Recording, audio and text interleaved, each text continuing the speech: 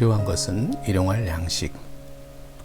안녕하세요. 감리교육마당의 정태근 목사입니다. 오늘 신앙 에세이 제목은 필요한 것은 일용할 양식입니다. 경제 문제가 개인 국가를 넘어 전 세계적인 문제로 부각되고 있습니다.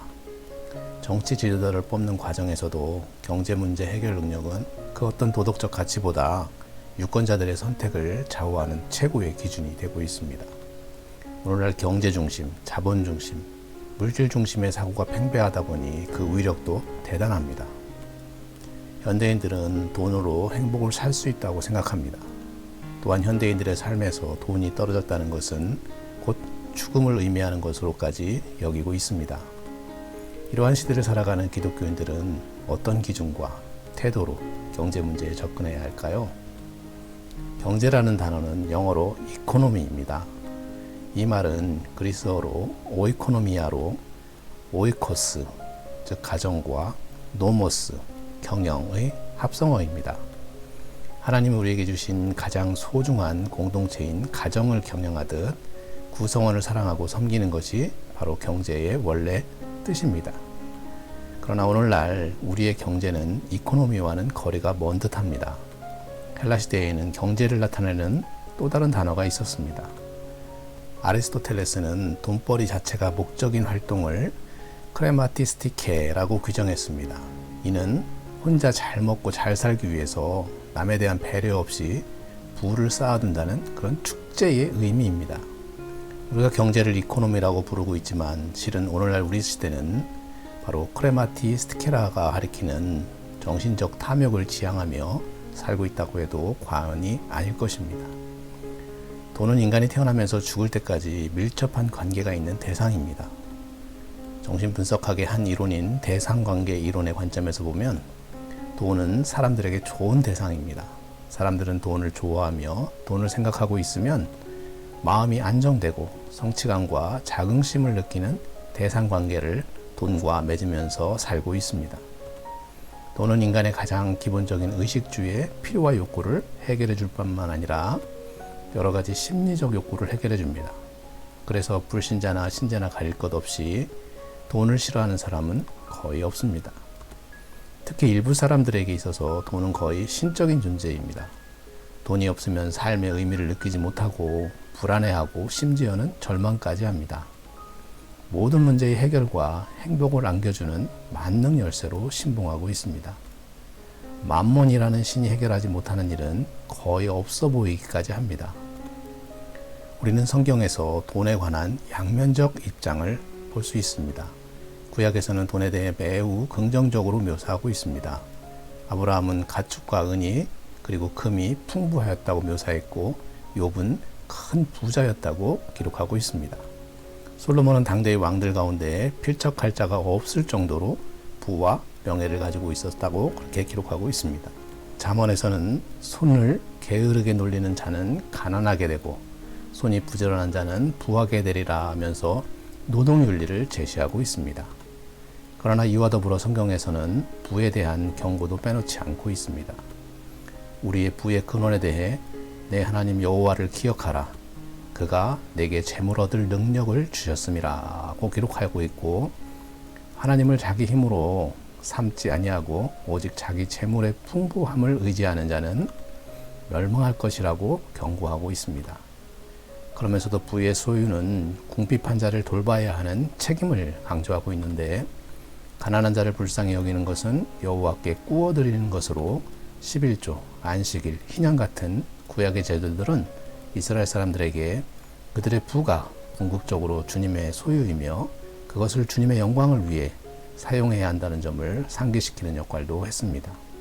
예수 그리스도의 오심으로 하나님 나라가 임박했음을 강조하는 신약에서는 돈의 부정적인 측면이 부각되었습니다.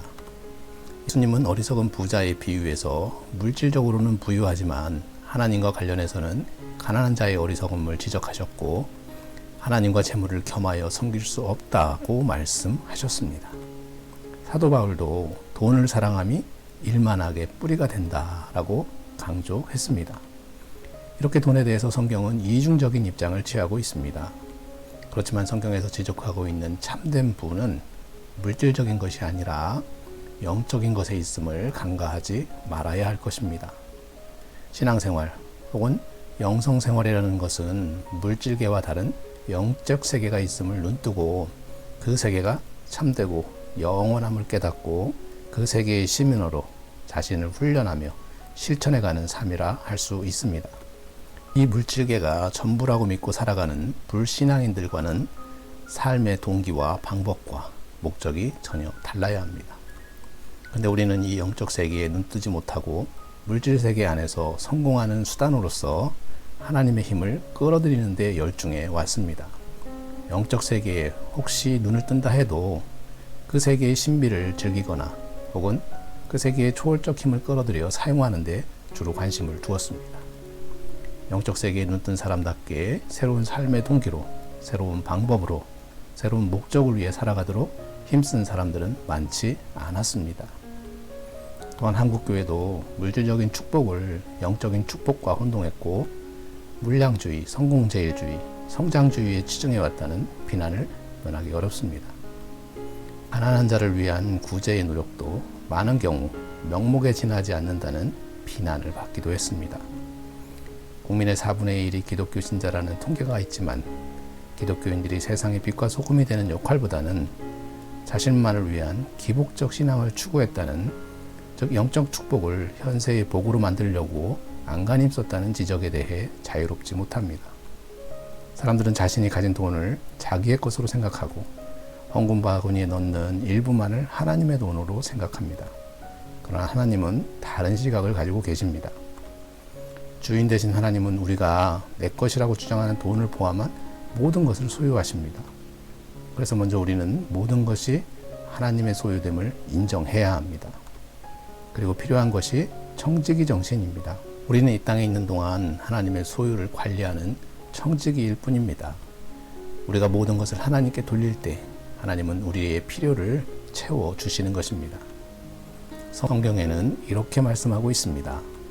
저로 가난하게도 부유하게도 하지 마시고 오직 저에게 필요한 양식만을 주십시오.